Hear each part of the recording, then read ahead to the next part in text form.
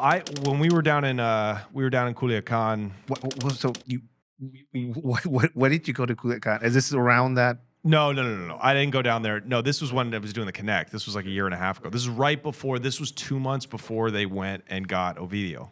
Okay. Yeah. Okay. Chapo's son. So, so we got out of there. Looks like we were down there snitching because it was like we'll get there. We'll go into that. But you're moving, you're growing. Not growing weed, by the way. Just the business is growing. You're growing. You're growing your ambition, I guess. Yeah. Could I say? Yeah. And the size of the business. Making friends. Mm-hmm. You're proving your worth, I guess, in a lot of ways. Mm-hmm. Like, this guy knows. Mm-hmm. This guy's knowing you're not getting into trouble per se. What leads you to that basically getting caught up in that situation that led to the rest of it? Yeah. Well, so by 2010, it was getting very hard to turn a real profit from wholesaling pounds in the Northwest. What's affecting everything? Just oversupply. Yeah. The impending legalization. More people are growing. More people are micro growing, right? Yeah. They're growing. They have a friend who has, 20 plants in his house, right? That saturates the wholesale market. What effects are you seeing on the guys that used to supply you, the Mexican Connect you had? Well, they're now starting to come up to Oregon. They're like, we'll meet you, halfway now and stuff like that. So that's a benefit to me. They're not getting affected as far as shrinking. They're just growing and expanding in a lot of ways. I imagine they're growing more of it. They're moving more of it, but I think they're getting less profit per pound. They're taking advantage as far as like, everybody's in on this now, and it's probably gonna. You can just hide between the crowd, I guess. They can move around more. Yeah, I mean, they still had a lot of, but again, they had a lot of people that were driving in from all over the country, and they were taking it back to their markets and charging that huge markup. Yeah. So I'm like, okay, yeah, that's how you get rich. Like once I started talking to, my Connect when I would go down there to re-up from him. And he'd be like, yeah, this guy came from Texas. He was like, I'm gonna hook you up, but this guy came through and he bought all of them up and he took them back to Texas. And I'm like, why the fuck would he do that? And then he was like, well, he'd probably get $4,000 a pound. Yeah, and he's paying $2,000. So you're like, holy shit! So that he's making $200,000 on a run, and they're probably already sold, right? By the time he gets there, everything's gone. I was like, oh, yeah, I see how this is done. So I'm like, okay, I have to find buyers. The way that I'm going to survive is I have to find buyers in these places where weed is the supply and the quality are still a sliver of what there is where I live in the Northwest. Basically, weed Uber Eats. Yeah, exactly. Yeah. I mean, that's genius back then. I guess. Yeah. I mean, to figure out where the need was and the money was to grow into. Yeah. So, I had a guy from Montana just on a whim come in, and that was the light bulb moment too, because I sold him. What he told me he was making when he took him back. I mean, it was like he's making 5 times the profit I am, just giving it to him. I can only make $200 markup on a pound. But I'm like, okay, so I need to figure out how I'm going to get it over there. And then what I got, we had a stash house that got raided the end of 2009, which is just where we kept the product. And, it was like it wasn't the feds. It was, the Portland Vice and Drug Squad, just some Boy Scouts, right? Yeah. And they took some pounds off of us. They took a couple of grand. Did you see it on the news? Like the classic, guy with the rifle and the mask, Bro, not at all. No, not at all. Listen make the to news? the fucking how nice it is where I'm from. Even when you get raided, it's kind of pleasant. I was playing golf with my grandfather, and he was in town visiting, and I went, yeah, exactly. I had a guy on my line like, hey, hurry up, we need you. And I'm on drug dealer time. I'm swinging the golf club with my papa, and I drop him off at my parents' house where he's staying, and then I head straight to the stash. And when I got there, it was, all these unmarked, Jeeps and shit with their lights on. And I'm like, okay. And I tried to give them a little high speed. I put it in reverse, tried to peel out, but they saw me, so they caught up with me. They drew down on me and shit. But it wasn't the SWAT team. You don't get raided. In a place like Oregon, there's so much weed traffic. They don't raid with SWAT. You know what I mean? Yeah.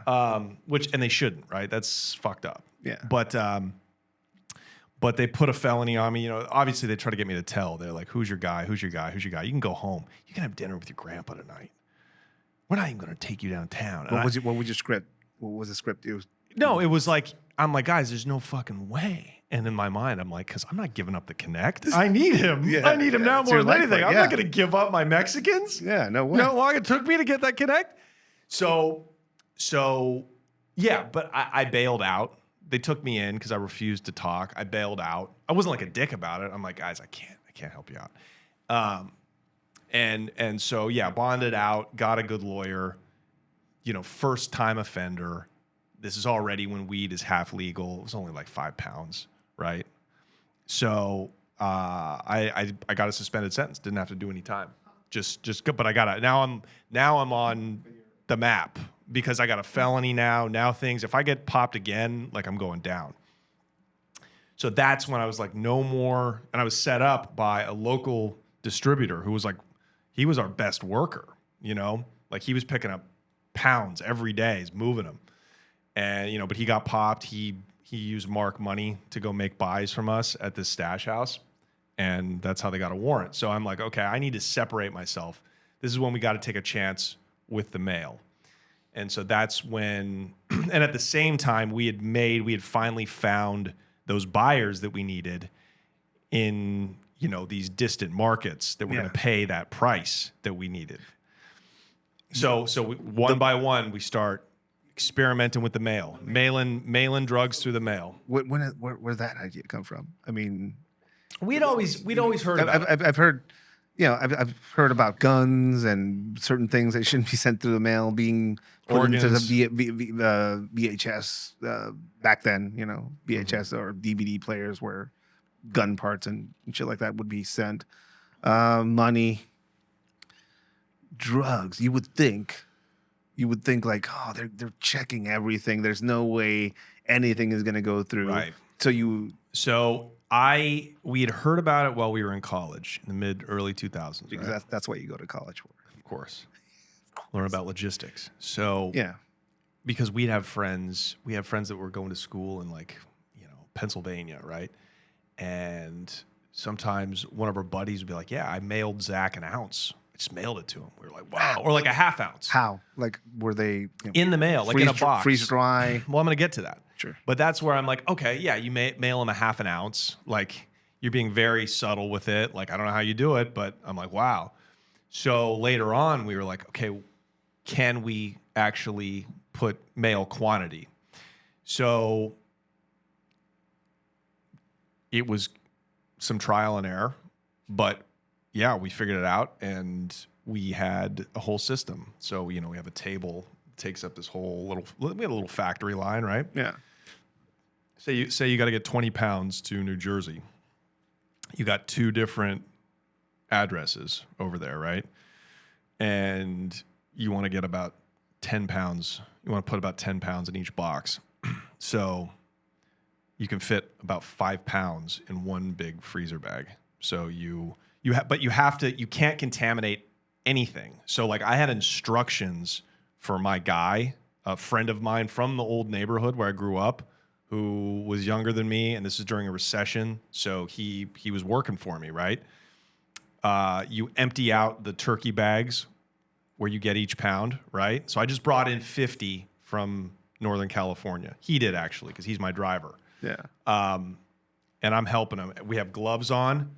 We're dumping out 5 pounds into one gigantic freezer bag, which is a food saver. So used to restore, food. Yeah, air doesn't need to go in there or else the food will go bad. Exactly. So then you have multiple different heat sealers that compress 5 fluffy pounds down to, God, I don't know, like the size of Like a you know, a couple medium pizza box. Yes, exactly. It's I've heard. It's By the way, I've heard. It's unbelievable how well these work. Okay. Then you wipe them down with strips and you do it again. I double vacuum seal it. And you do that again with the other bag. And again, you keep all of your boxing packaging material in a different part of the house because you can't have any kind of contamination whatsoever. And then you simply dress it up. You know, you put bubble wrap over it. You might put in, you don't want to put a bunch of stuff that's too heavy because then your shipping costs go up. So you just kind of try to even out the weight to make sure nothing's shuffling around in the box. Probably old clothing, things like that. And then you simply, you know, seal up the boxes. And then this is in the era before you had to show your ID when you dropped these boxes off at FedEx or the post office. Yeah. So you just, I didn't go in there, but you send, you know, I had my buddy who was helping me, his girlfriend, we would send to usually FedEx, but the postal annexes, the places, you know, sometimes the USPS was very good for us. And, you know, the next day, and we always, when you send it out, the safest way to do it, especially, and this was the reason why we basically exclusively used FedEx and UPS by the end, is that it's next day air. So it's got to get there by 10 a.m. So everything's expedited? Everything is expedited, the most expedited. We pay the most money for the most expedited package. And that way we can track it online every step of the way. So I know that this package has to get to that address in Englewood, New Jersey, by tomorrow at 10 a.m. If it is not there by 10 a.m. and it gets pinged every step of the way, every sorting facility. Now I know it's on the truck being delivered. If it doesn't get there by 10 a.m., that's a dead package. You know, that's a walk away. Do not sign. Do not accept it. If there's any funny business, but it gets there maybe a little late, I tell my guys, don't open it. Yeah. Don't open it. Put it to the side and wait. Yeah. You know what I mean? Because now you have some plausible deniability. But it worked like a charm, and we moved, you know, probably 1,000 pounds that way. It is a beautiful process. With a 95 to 97% success rate. Whenever anything got, you know, it pauses its trip across. Yeah. Nothing happens. I mean, no, realistically, the money that came back to me, you know, sometimes through the USPS, the United States Mail, that's the government mail.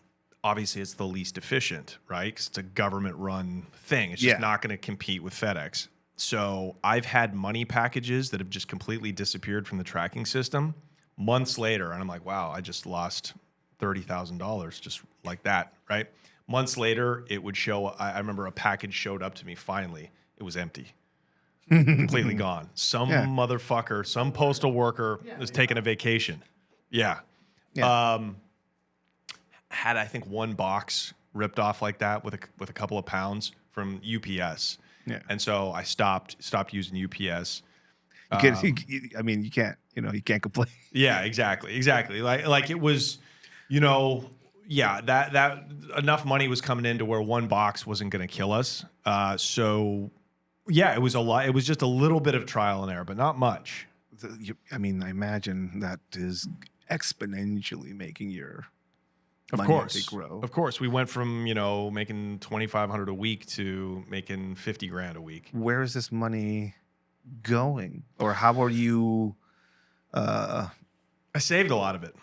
And just bought bigger re-ups. I mean, I traveled all over the place. You know, that's how you were doing your luxury aspect of it, just basically traveling. I want to go to Manhattan for the weekend. Let me just buy a first class ticket in cash, you know, and I'll just be walking around 24 years old, staying at, you know, in a suite in the Trump Tower, walking around with like $40,000 in my pocket. Like that was enough for me, you know? That's crazy. That's crazy. It's insane. I'm 24, barely. So are you even planning for a afterlife of that? Are you storing some of this money somewhere? Yes, of course. That's the hardest part, right? And that's the part that I didn't get to quick enough, but I was learning by the end. I'm like, oh, Jesus, I just hit the lotto. I hit the lotto. So I started reading business books, investment books. I'm like, okay, I have to roll this over and, make a legal fortune out of this. Yeah. But I was like, but I can't really get started until I have like $2 million. 1 million wasn't enough. You need 1.25. Nah, 2 million's got the perfect ring to it. Yeah. So, but the thing about and I'm sure, big organizations understand this. You have to start cleaning money immediately. Yeah. Like you can't, or you have to get out of the game and then start cleaning it up. Depends how much help you have. If you are like, hear me go snitching. If you're like, the organization out of Culiacan, Sinaloa, they're washing money every day because they have, help. Yeah. Right. I didn't have a lot of help. Well, they have they're diversified and have been diversified for years. So they have garment industry, legal pot industry. Right. They have a bunch of ways to basically put their real estate, trucking. So it's constantly moving. But you're just you. Yeah, I didn't I hired people to help me with the product, but I didn't really trust anybody when it came to money. You know what I mean? Because again, and these are the limitations of being in a first world country. The cartel has the real threat of violent death that they can use. You know what I mean? Yeah. Like and that's kind of how you have to enforce it. Yeah. Because what's left if you don't have the courts? I mean, they can't. Yeah, that's the only way they can. So I'm like, I can't trust this real estate guy with 100,000. I mean, I towards the end, I actually was about to make a pretty dope money play. I kind of figured it out, but it fell through. I could tell you about it if you're interested. Sure. I mean, sure. But okay, so 2010 is we're feasting. I mean, it's Navidad. Yeah, it's Navidad. 2010 was Navidad. Christmas. Yeah, and so again, we're on pace to hit like 1.5 in a year just through mailing pot. Okay, so close to 2. Yeah. So what do you do with that? You're 24 years old. You don't have any expenses. You don't have any responsibilities. But I'm reading, the Science of Getting Rich, Get Rich or Die Trying. What was the one with Robert Kiyosaki? Help me out here. Yeah, the guy got Think and Grow Rich, Rich Dad Poor Dad, all that bullshit, right? He's broke as shit apparently right now. Yeah. We can talk about that. But so I was down in Colombia doing a bunch of traveling. I made a couple of plays down there. I moved some coke down there, made some connections. But I met a guy who wanted to sell me a piece of land around Cartagena, which is, and dude, Colombia was poised to blow up to become this huge, I call it the Cabo of the South. Oh yeah. You know what I mean? Yeah. It was right on the brink. We were there at the perfect time because it wasn't gringo and disgusting and just, European Americanized, but it was a lot safer. They'd moved on from the past, and I knew it was about to pop. So I'm like, fuck it, I'm going to buy a piece of land and either just sit on it and then sell it wholesale, at like 100,000 markup to a real estate developer, or I'll build it myself.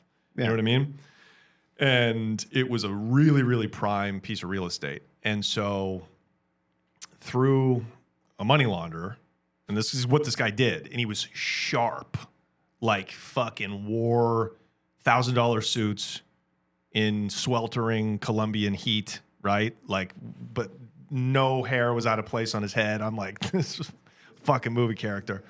So he was like, basically, we're going to buy it for you, but you're going to bring our guys in Queens, New York, $400,000, right? So you never have to get your cash either into a bank. Better than Cash App. We'll do all that. It's better than Cash App. Once he has the money, he'll let us know, and we will buy it with our money already in Colombia. So that was the play I was going to make. Solid. But he ended up getting killed. Well, it happens. Yeah, how wild is that? So that's the closest I came to like a brush up to your afterlife. Yeah, basically basically a way out of this. Right. Also, like violence. Like that was the closest I came to like A guy that you were talking to about buying a property all of a sudden doesn't answer the phone because he got fucking probably Uzi'd on the side of a road somewhere. Probably. So check this out. I was hooking up with his niece, who I just talked to the other day on Facebook. She's doing great. She's she runs a business with her husband in the States, and she's fine. She's fine. Okay. But her father was also probably, he knew the president, really, really connected. And yeah, his brother, I don't know what happened, but he probably just fucked up somebody's money.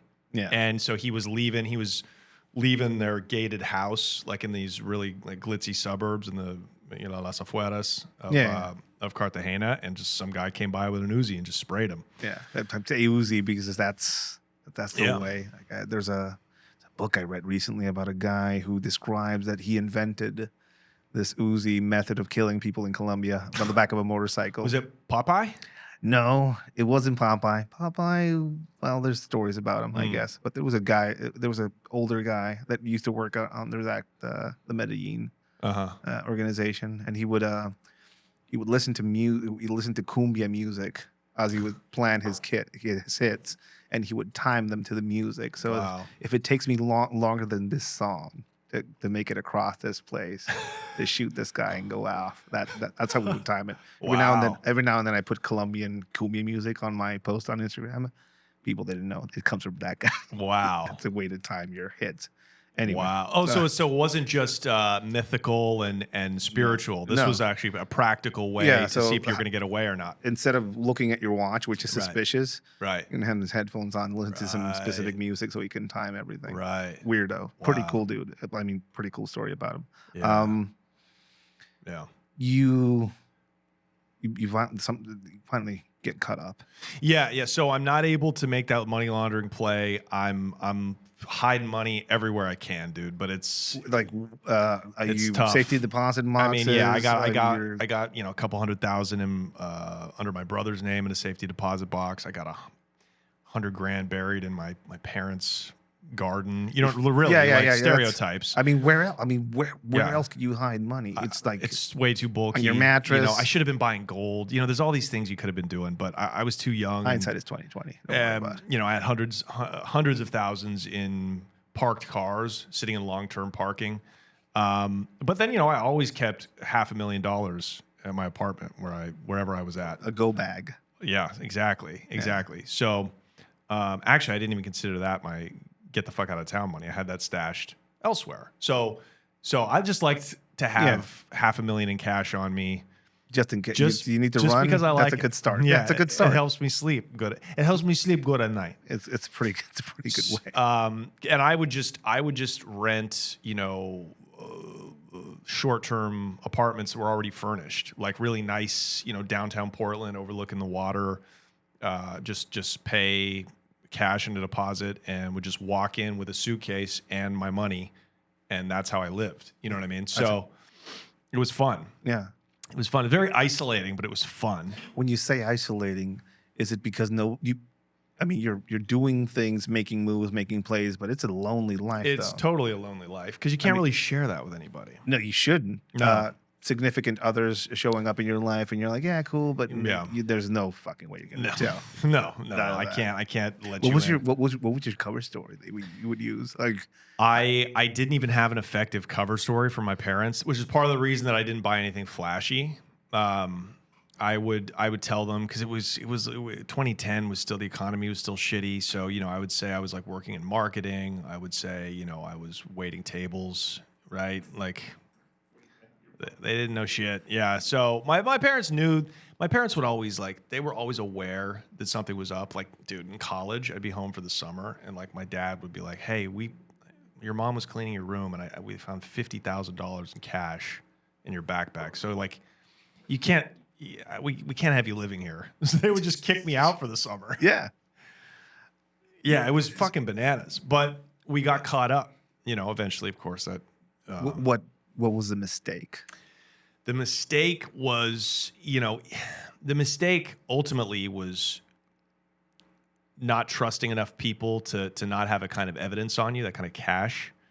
But, you know, I don't think there was much of a mistake made because it was not my fault. Yeah. I had a package of money that was being sent to me from New Jersey. So I was dealing with my two main distributors at this point were some Dominicans from Washington Heights, Manhattan, uptown Manhattan. That's their turf. Huge drug traffickers. And I love those guys. Those are fucking drug dealing pros. Like, I'd be like, all I got is 30 pounds. They're like, well, all you got is 30? Like, we already have these sold. I could never get them enough. You know what I mean? I love that. Real friendly, super, super thorough. Because, again, these are fucking half black guys, right? Yeah. They got the target on them. But then I was also dealing with, like, some suburban, you know, we'll call them, like, offspring of, like, mob guys in South Jersey, Philly area, right? Okay. Good guys, but they were like, and they were real good movers, but they were kind of pillheads and they were a little sloppy. Sometimes I would open a package of money they sent me and like it wouldn't have even been like wrapped properly. So these, you know, I got $20,000 smell just reeking of blunt smoke and coke. You know what I mean? I'm like, guys, you got to wrap my money like I package your dope. Yeah. Because this is a part of the law enforcement strategy is money interdiction. That's how you were kind of like gauging who they were just by how they would send you their money. Yeah. So that's exactly what happened. So they were sending a package. I think it had $37,000 with this was the discovery, and some dog hit on it in a FedEx sorting facility, I think in Memphis, which is where the distribution hub is. Did they? Let me guess. They put a transponder in there. Exactly. Yeah. So they tracked it to. Excuse me. They tracked it. You know, they just followed it to Portland, where I picked it up, and you know, the undercovers were waiting for me. So they were able to locate, but they didn't know anything. Yeah. They didn't know shit. They're like, what the? And they where do you live? Where do you live? Wouldn't tell them where I lived. Clammed up. You know, I had another package of money that I just picked up that had like another 50 grand. So they were like, who the fuck are you? You know? Yeah. And then they finally, dude, they located where I live because I just purchased the first iPhone. Oh. And they were able to trace where I had been. And I had no idea. Did they make you open the phone or did they crack it? I think they. That's a good question. I might have opened it for him. I think I fucked up. I was like, I don't have shit to hide. I asked you because if it was the first iPhone, I got to experience some of that on my end by talking to people as far as phones. Well, was there even a login back then? Was there even a passcode? I don't think there was. So they had that, but there was nothing on the phone. Yeah. So they were able, you know, they had these machines already that they could plug in and see where your phone had been. We would call them chupones here. This is basically like a rig that they would only be sold to governments, and you connect that thing. We use them for BlackBerries. Right, exactly. So I was like, you motherfuckers, because I knew when they were asking all these questions, I'm like, I knew they didn't know anything. Yeah. If the feds come to get you and they say, Mitchell, come with us, you know you're fucked. Yeah. You know they have everything they need. I'm like, okay, all they have is cash. They don't know where I live. But, you know, they were able to, they plugged in the chupone, and it took them hours because they had to call, get a warrant. They were like, we're going to ransack the house. All the neighbors are going to know if you don't let us. And I'm like, you guys, you got to get you're going to have to get the warrant. I'm sorry. I don't know what you're talking about. Which I'm glad I made them do the work, you know? Yeah. But, and then they found another they found my $500,000 in cash in my apartment. And so first thing I did was, because there were no feds, these weren't the DEA, these were local shitheads. One of them, who was at the first bust, the year and a half, 2 years before that. So like a local federal task force type thing. Not federal at all. It was a city. It was an arm of the Portland Police Department. It was the Drugs and Vice Squad, undercovers, detectives, right? Yeah. There was so of course, you know, we're sitting in there. They haven't even called. Nobody's there but us, but three of them and me. And I'm like, okay, take this cash. Let me run. Yeah, just take it. Yeah, just take it. I'm not saying you just got to let me go. You could say I got away. Put the APB out, put the warrant out, because I knew where my get the fuck out of town cash was. But they didn't go for it. So that pissed them off. And, at the end of the day, they had over $600,000 cash, and there was, they walked out with a couple Ziploc bags full of cell phone, bat phones, and they had some packaging material. They didn't have any product though. They didn't have any work. So just so just communication and money. Yeah. So, but they took me in, and I had to fight my case from the inside because I was on probation. So I wasn't able to bond out. What was the charge? Well, they hit me with everything at first: money laundering, tax evasion, conspiracy to commit drug trafficking, bribery. I'm like, you fucking Boy Scouts, you fucking white boys, pussies. If you had been Mexicans, you'd be on your new fishing boats right now. Come on. Italians even. Baby. Irish. I don't know. I don't know anything about that. I don't. I never. I don't have a boat. That's all I'm going to say. You got hit with what stuck? So, again, I had a very well-paid lawyer, which is one of the few, really good, smart things I did. Yeah. And we were like, look, you got no product, you have no, because they were, they send everybody every day. It seemed like, and somebody else from the DEA would come down. Mitchell, you got a visitor.